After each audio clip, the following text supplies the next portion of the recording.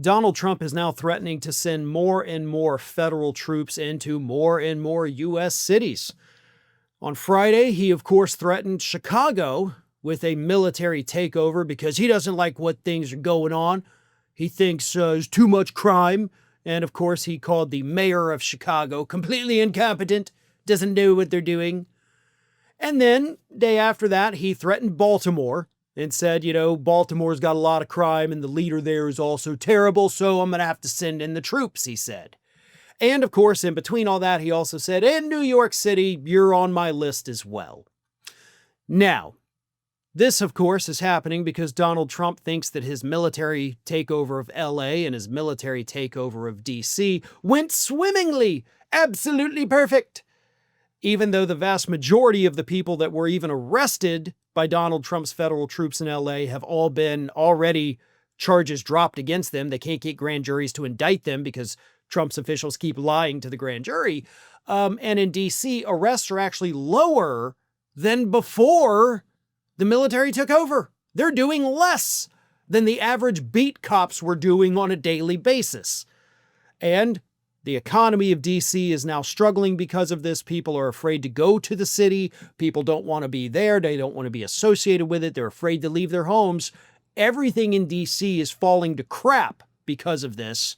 But Trump says, hey, I'm going to do it elsewhere because I apparently can be a terrorist.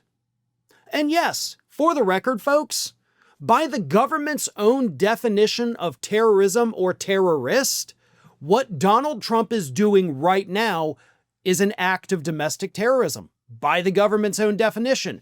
Don't believe me? Here it is.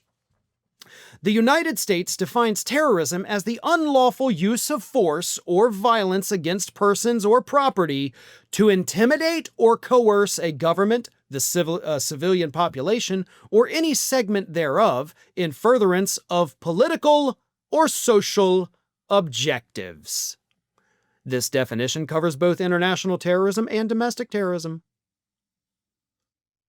And that is exactly what Donald Trump is doing.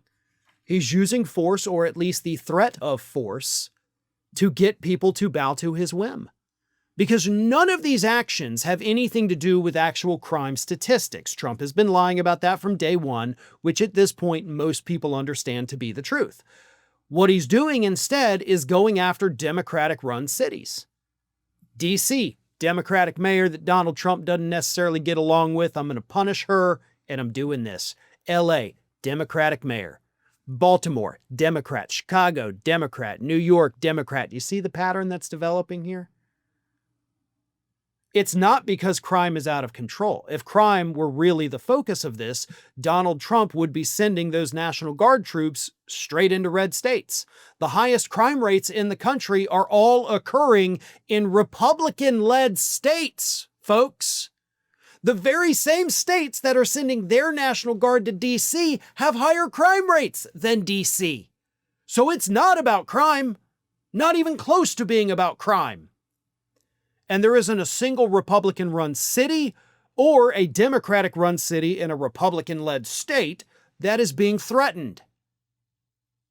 These are acts of terrorism. It doesn't matter who does it. If it's the President of the United States, terrorism is terrorism, and that is what we are seeing unfold in the United States today because Donald Trump wants these cities and wants these leaders to bow to his political whims. And what are his political whims? You better cooperate with ICE as part of our mass deportations.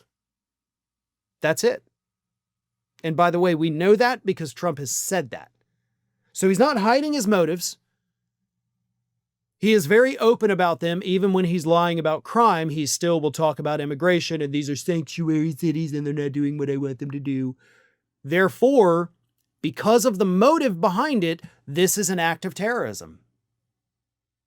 Which, for the record, I don't know that that would be covered under presidential immunity for whatever Democrat hopefully takes over after Trump leaves office, but definitely sounds like something worth a shot for prosecuting, right? So just throwing that out there for whoever takes over after Trump, I think you got a good case. But until then, the United States will continue to suffer from these acts of domestic terrorism being committed by the President of the United States himself. Thanks for watching today, everybody. And don't forget, if you're not already, please do subscribe to this channel. We have fresh content going up every single day, and I would really hate for you to miss out on that. And speaking of missing out, if you're not following me across all other social media outlets, then get on it. You can follow the links in the description of this video.